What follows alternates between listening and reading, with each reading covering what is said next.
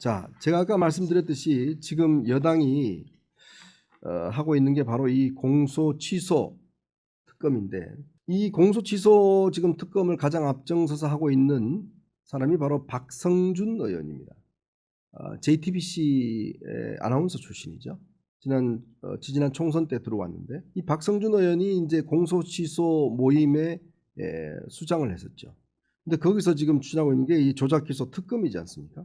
근데 어제 방송에 나와서 이런 이야기를 했어요. 시민 10명 중에 8에서 9명은 공소 취소 뜻을 잘 모른다.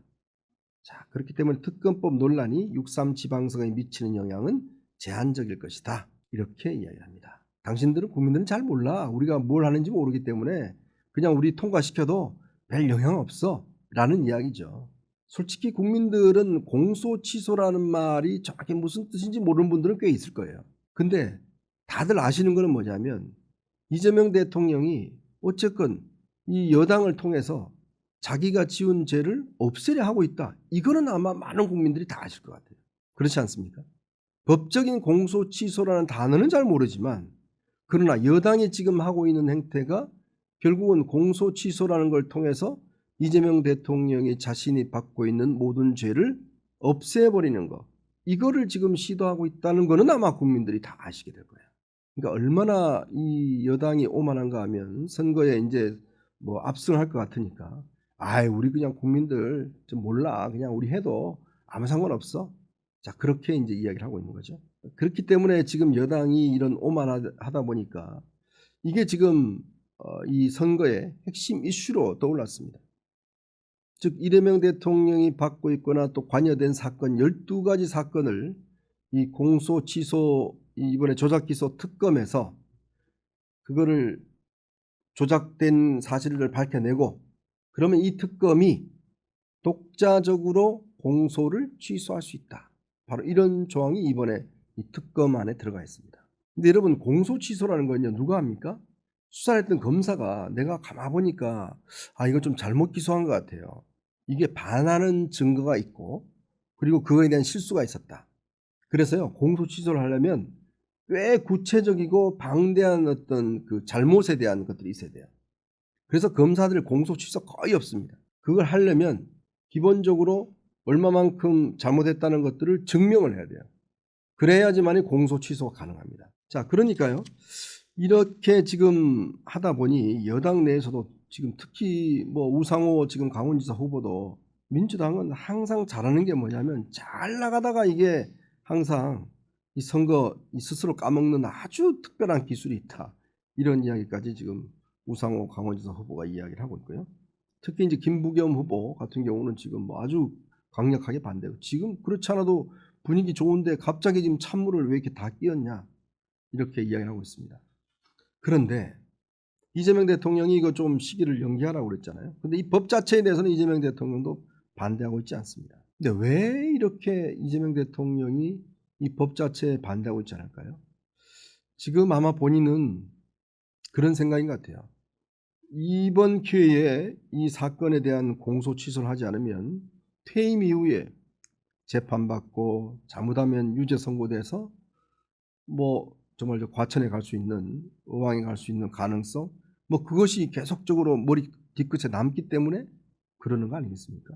그러다 보니 이거를 지금 이번에 잘 나갈 때 해야지 지지율 떨어질 때 하면은 안 되기 때문에 마음이 급한 거예요. 그거를 안 친명들이 앞장서서 이렇게 하는데 보니까 선거 때 지금 이게 자주 부메랑이 돼버린 겁니다.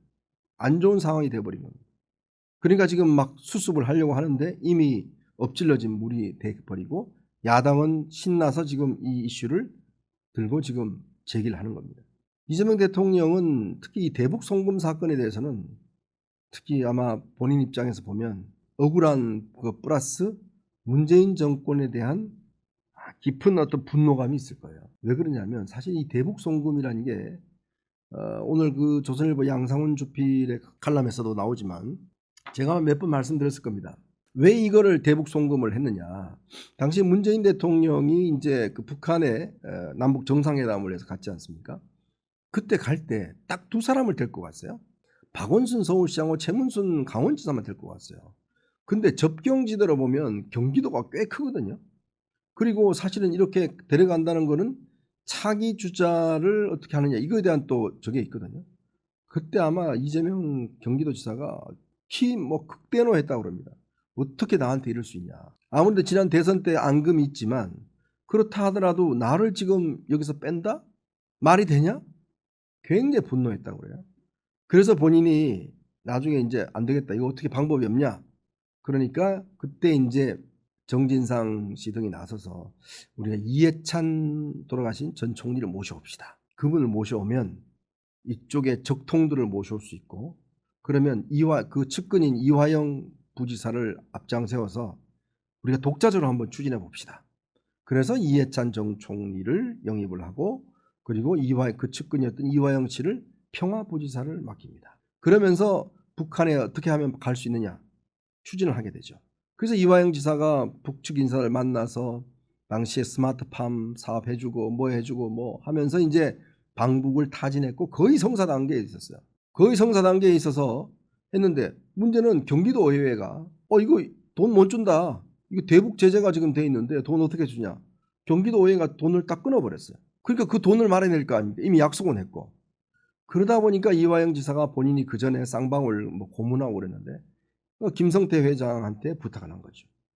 당신 그 북한에 히토리오 있는 거 많은데 그거 사업권을 딸 수 있으니까 이번에 우리 이재명 지사 방북 도와주면 그런 거 북한 사업권 다 따놓을 수 있다. 그 김성태 회장도 회사를 좀 키워야 되니까요. 네임 만드는 회사로만 할 수 없지 않습니까? 그래서 혹했던 거죠.